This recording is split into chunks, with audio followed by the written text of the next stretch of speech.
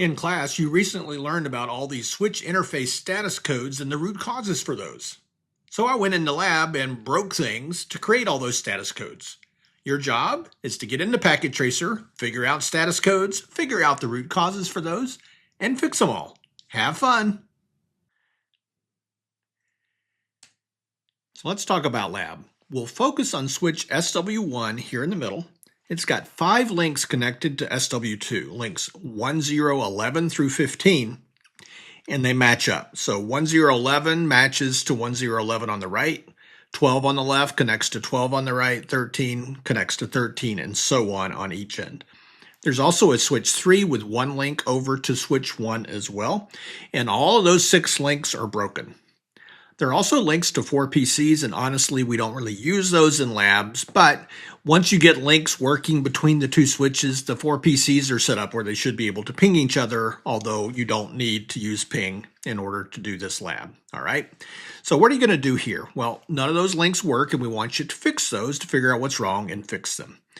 You can fix the first 4 links, that is 11 through 14, with current skills if you're following the course or the books in the sequence that I've laid them out in, all right?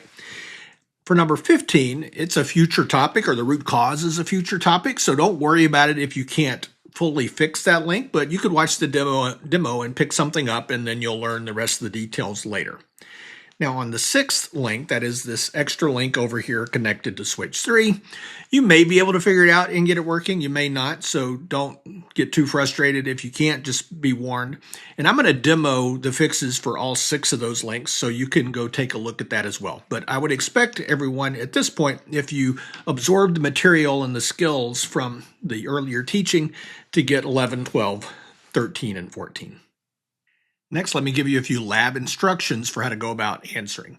So I want you to start by looking for link status. So show commands, find the link status of those 5 links between switch 1 and switch 2, and then look for that last link. It's ports 16 on each of the 2 switches, find those. And then I want you to just sit and think for a moment about each case, all right, each of the 6 links, and think about what would cause those combinations of link states on the opposite ends of the links.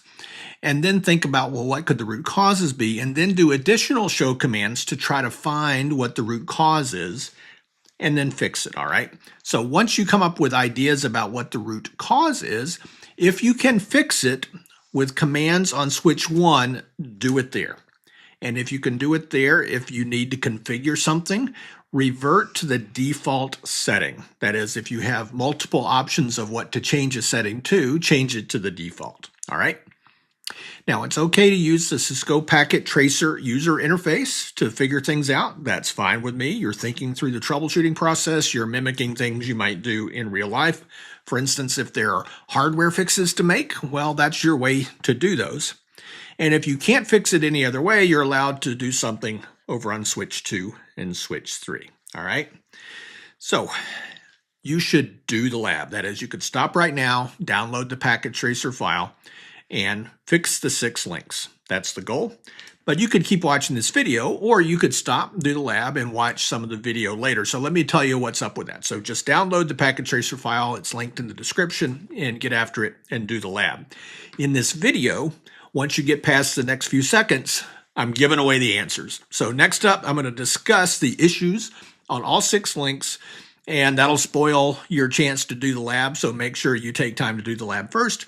And then one after the other, I'm going to demo fixing the link on the 6 links. And so there's a heading slide before each link's demo.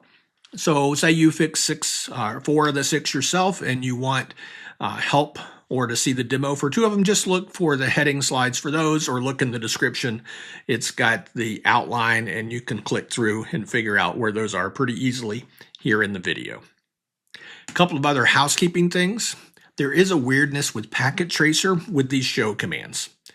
So the show interface's status command shows an accurate single word status code. However, the show interfaces command without the status keyword also shows the one-word status, and it's sometimes incorrect. All right, so show interfaces without status, the single word status code is sometimes incorrect. For instance, number 1 down here, that's an example of output from show interfaces status, and say it lists the one-word status of not connect. Well, that same word not connect should be at the end in parentheses in the output from show interfaces, and that's this second line. It should not have another word here like disabled, and it does in this case. All right, I just pulled this from Packet Tracer just a few moments ago. So that would be incorrect. So just be aware of that. When you're checking your status codes, trust the single word status code from show interfaces status rather than from show interfaces. You can trust the 2-word status code from show interfaces, but not the 1-word status code. All right, last chance to hit pause and go to the lab before I start spoiling the answers. Here we go. All right, let's jump in. The first link, link 1, gig 1011 on both sides. If you were to do some show interfaces and show interfaces status commands, you'd see that both ends have a 2-word status code of down and down, and the 1-word status code of not connect. And it turns out that's the combination that implies that there are a lot of possible root causes. And so we can, though, rule out some root causes based on these states. For instance, neither side is shut down. If either side was shut down, the first of the 2-word status codes would not be down, it'd be administratively down, and the 1-word status code would be disabled. So we've ruled out a shutdown on either side. We've also ruled out this error-disabled state on either side. If it was error-disabled, you'd see an extra word here at the end of the second of the 2-word status codes that says error-disabled, and the 1-word status code would be literally error-disabled, all right? So we've ruled those out, but there are still many possible root causes. So just to repeat a slide from the instructional video, here's a review of some of those causes for seeing a down and down or not connect state on both ends of a link. So for unshielded twisted pair cabling, it could be no cable installed, the cable's installed, but it's broken, or maybe somebody unplugged the cable that was formerly plugged in.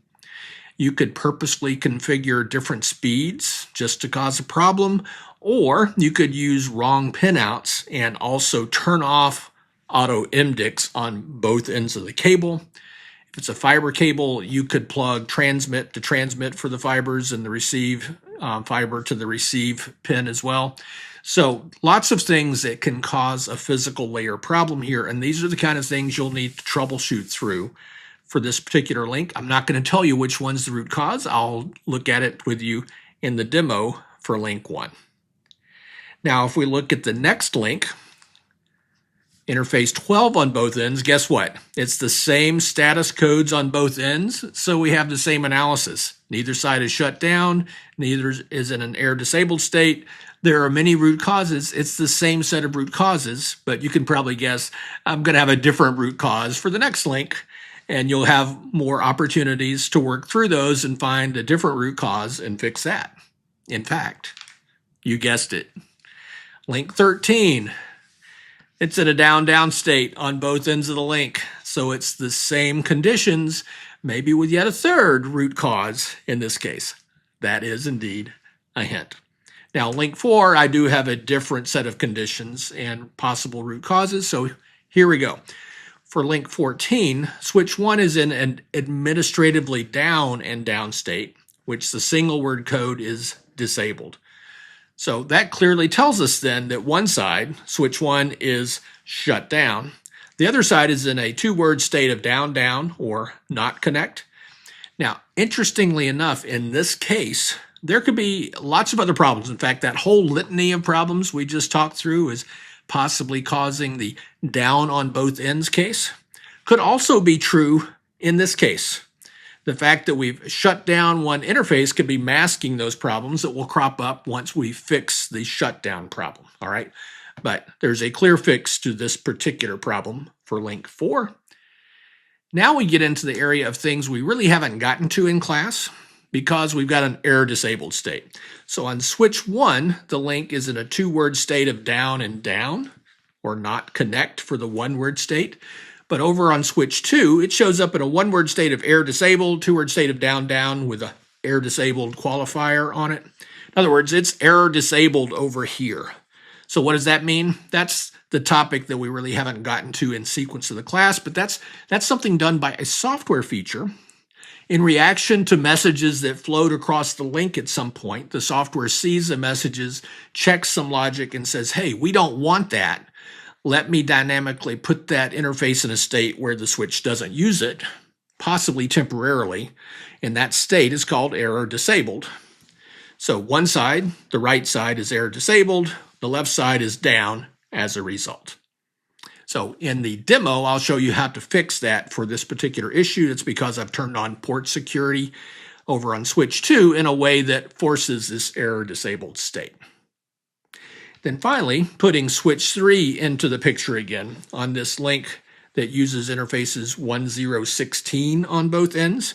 The status codes, we can find the status on switch 1, which is down, down, or not connect. But on switch 3, we can't even find it because switch 3 is powered off.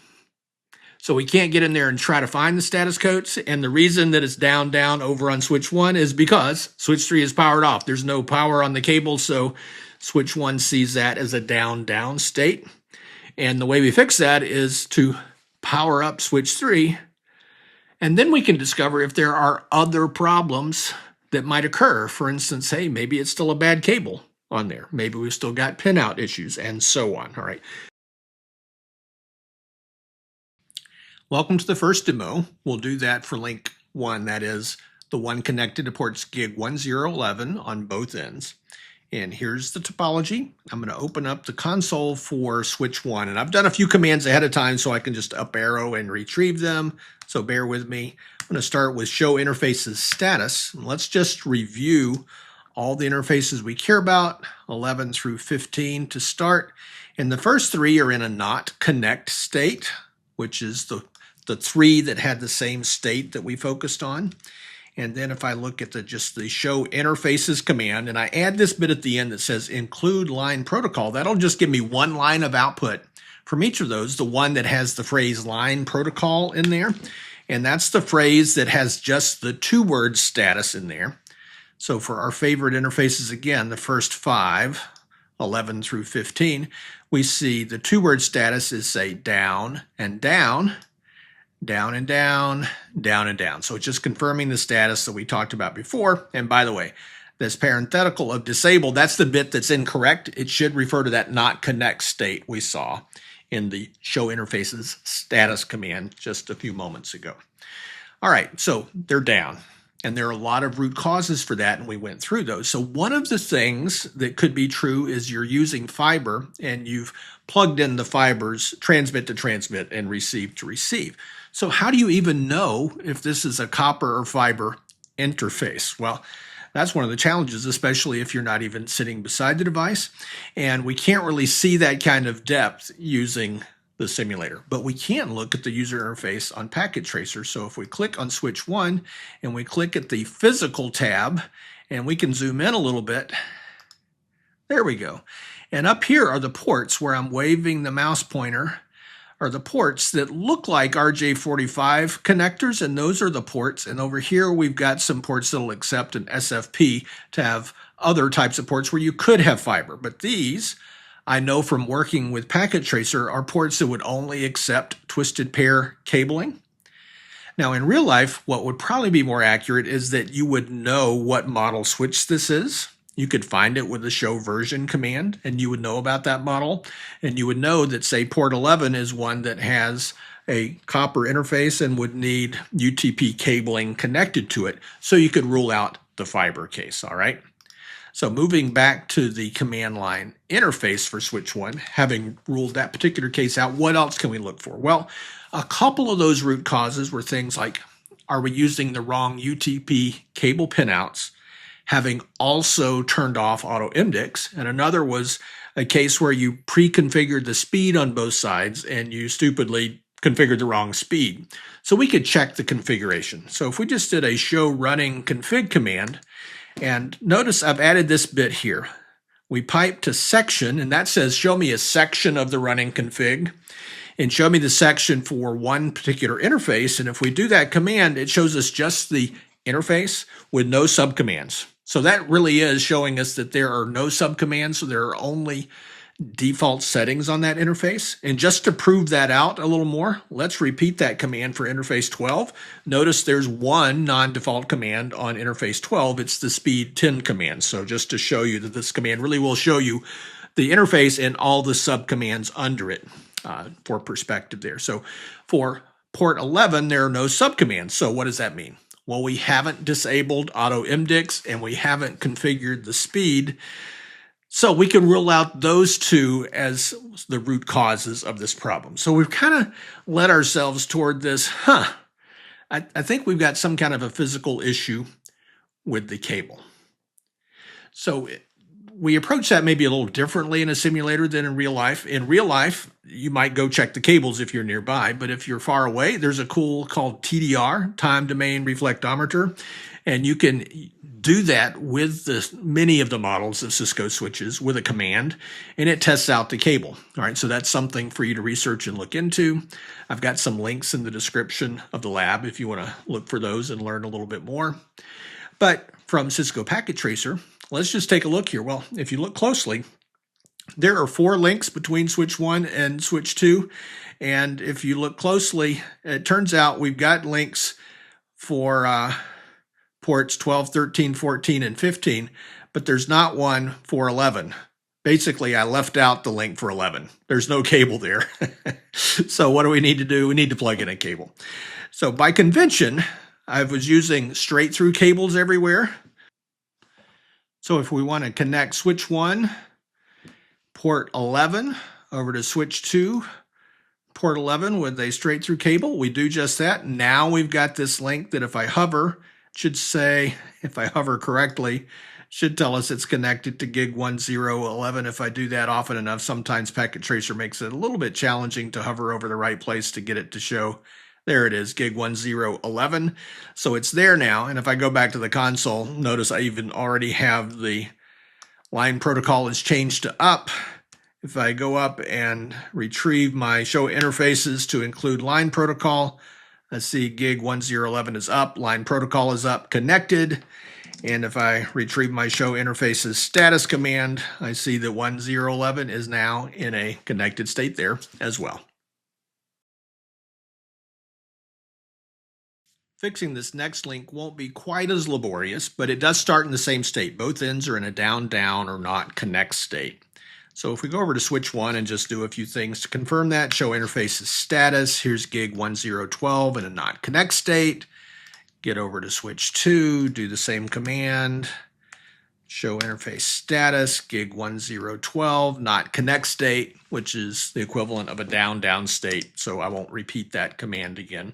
So they're both in a down state. Now, just for grins, people tend to do this sometimes, like, oh, I don't know what's wrong, let me just try this. Get into config mode, interface gig 1012, the one we're working on right now, and do this. Shut down, it's down, it's administratively down, and then do a no shutdown. You'll hear experienced engineers say this sometimes, like, hey, why don't you just do a shut, no shut, and see if it does anything. Amazingly, it can at times seem to clean up what the software is doing with the interface and fix things in rare situations, all right? So there's this tendency to want to do that, but it turns out it doesn't often fix the problem, and if we get that show interfaces status up here again, it didn't fix our problem. This time it's a configuration error, as it turns out, but we haven't discovered that yet, so let's talk through that. We know that this port from our prior discussions in the first demo, it's a port that uses unshielded twisted pairs, so we've ruled out the swapped fiber case. So let's look at configuration errors like turning off auto MDIX when we've got the wrong cable pin out and we've configured mismatched speeds on either end. So to do that, we could just look at the configuration on that port. And I've up arrowed to retrieve an earlier command, show running config, to show me just the section for interface gig 1012. And if I do that, I see this speed 10 command. So that gets suspicious about, hey, maybe we've set the speed on this interface, and we have. Now, if switch 2 is still set to auto-negotiate the speed, we should be good. But we know the link is down, so that's awfully suspicious, right? So if we get over to switch 2 and basically do the same command, there it is. and see the config there on switch 2. It says speed 100. So that is the classic, don't do this at home. This is bad in every case. Let's set the speed to 2 different numbers so the link won't work, right? So this is just something you do in lab to prove out that you see this symptom. It's 10 on one side, 100 on the other. Now for lab, I said to fix it on switch 1 and fix it by setting it back to the default settings. So the speed setting, the default is auto. So let's get into config mode for interface gig 1012 and type in speed auto to set it back to its default setting and look at the log messages. We see this message that says change state to up. So if we go out and repeat our show interfaces status command, we should see a connected state for our interface. And if we found our show interfaces where we pipe and include line protocol, we should see port 12 in an up state for our 2-word status code. So the third link, the one connected to ports gig 1013 on both sides, again, it starts in a 2-word status code state of down and down. So let's just do that, and this time we'll do the show interfaces command with the pipe to include, and we see port 13 is in a down and down state. All right, by the way, the 2 just above it are now in an up state from the work we did in demo 1 and 2. All right, so I'm just recording these one after the other, so we're going to see all the interfaces improve over time as you go through the various demos. So 11 and 12 are fixed now. 13 is still down and down, and likewise that's true over on switch 2. Let's do a few up arrows and find that. And we see port 13 is still in a down state with the 2-word status code. The 1-word status code is going to be not connect. So that's the one for which there can be lots of causes. We've established the fact from the earlier demos that it's using unshielded twisted pair cabling.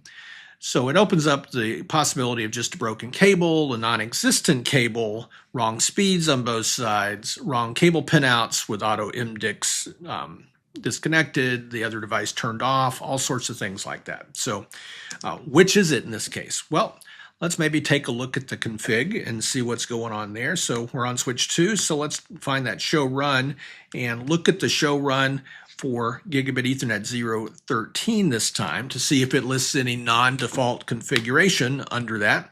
And indeed, MDIX is disabled over here on switch 2. Now it turns out if MDIX is disabled on both ends and the wrong cable pinout is used, then there's a problem, but it's got to be disabled on both ends. So let's check over here on switch 1. So let's find basically that same command by up arrowing, change it to interface 13. And indeed, I've turned off auto MDIX on both ends to create this particular problem. Is it the wrong cable pinout? Well, that's where we use some Cisco Packet Tracer trickery.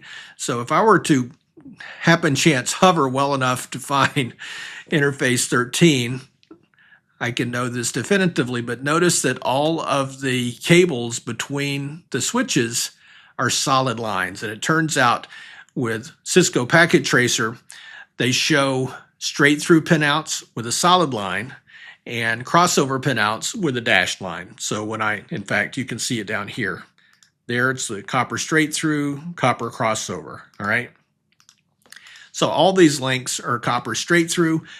Auto MDIX is off, and clearly between 2 switches, the correct pinout, if we're doing the crossover with the pinouts, is a crossover cable. So that's the problem, and we can fix that not by replacing the cable. Well, we could fix it by replacing the cable, but we could also fix it by configuring switch 1 to use auto MDIX, and auto MDIX would fix the problem. So if we get back to, whoops, got to turn off my cabling there. Let's get back to the switch 1 console and get into config mode for interface gig 1013 and just do MDIX auto.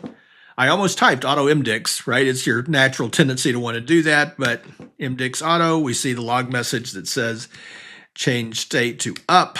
We get out, show interfaces status. We'll see gig 1013 in a connected state. And if we do the show interfaces command again, we see it in an up state with the 2-word status code, yet again fixing an interface.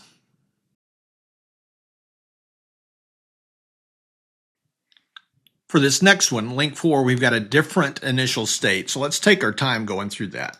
Here on switch 1, if we do a show interfaces to include the line protocol line only, and we look at port 14, we see the first word in the 2-word state is administratively down.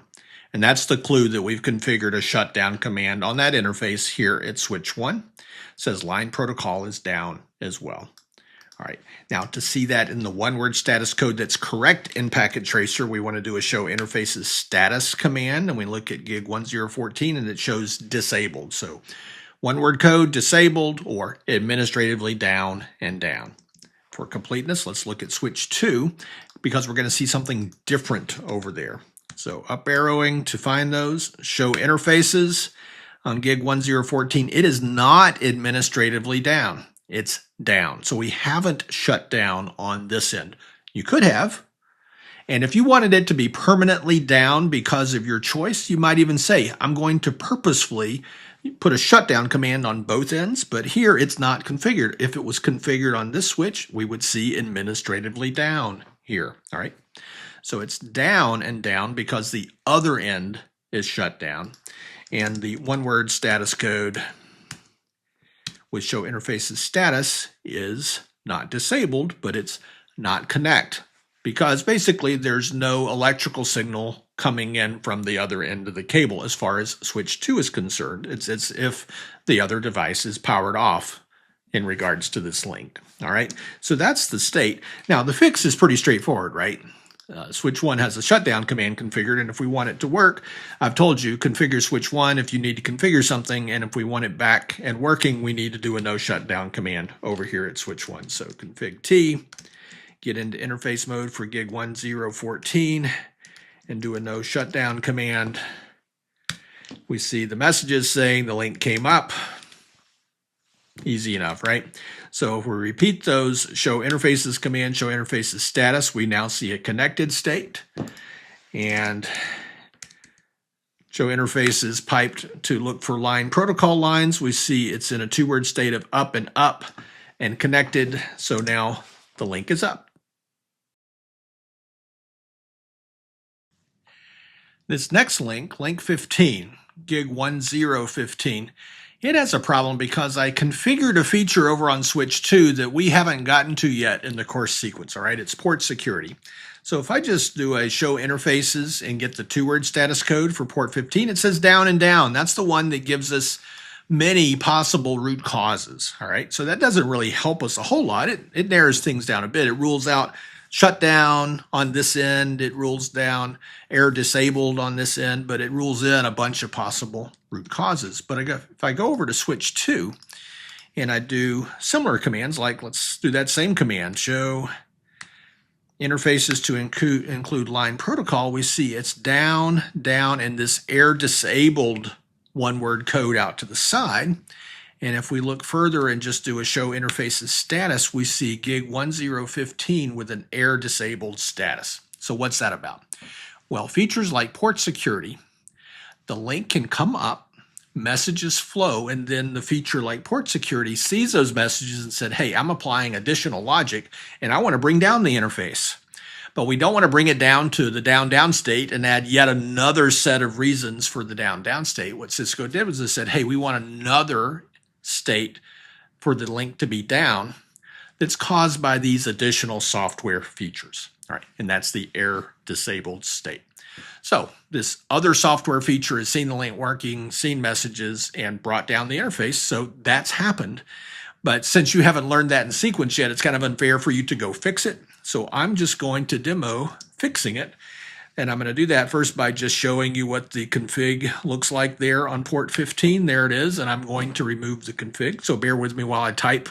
I don't do well typing and talking at the same time. So let's do it.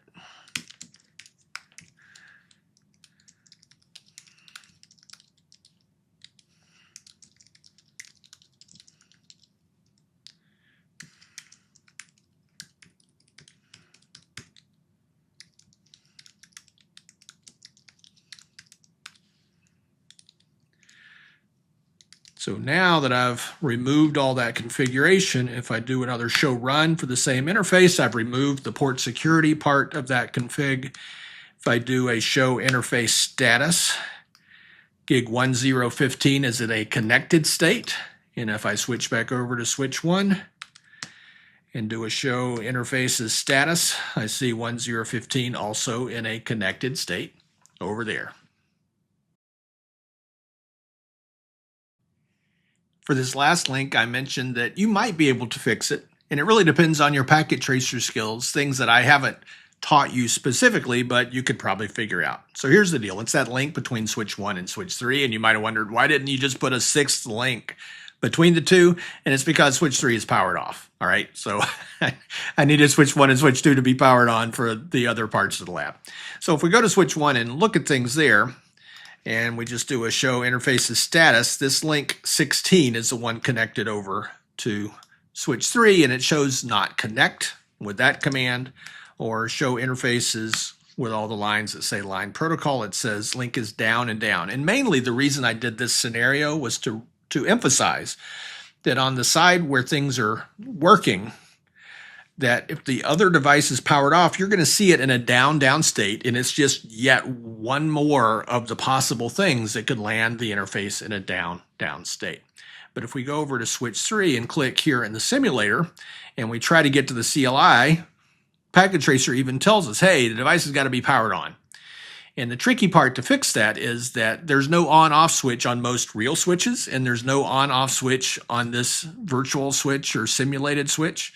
You can look around for it, and it turns out if you look on the far right of this image of the switch, I'm going to try to see if I can make it a little bit bigger. I don't think it gets any bigger though. Nope, it doesn't. These two black areas over here are slots for simulated power supplies. So if you just move, notice how it looks like a power supply with a little power cord plugged in there. If you move it over here, as soon as you plug at least one power supply in, it's powering up. All right, so there you go. And if we go to the CLI, we see that it looks like it's going through some kind of a boot process. And we'll give it just a few moments. And there we go. It's up, show interfaces status. And we should see port 16 in a connected state there on switch 3, because there are no other issues with the cabling or config. In switch 1, we see the message that tells us that the link came up. But if we repeat, here it shows port 16 is now up and up as expected. I hope you enjoyed this lab and found some of those demos valuable as well. If you want to learn more about those show commands to find the status and troubleshoot interface status, click on the left for the video that teaches about those show commands and interface status codes.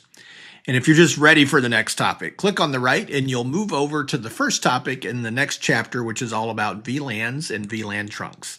Hey, thanks for hanging out. I'll talk to you soon.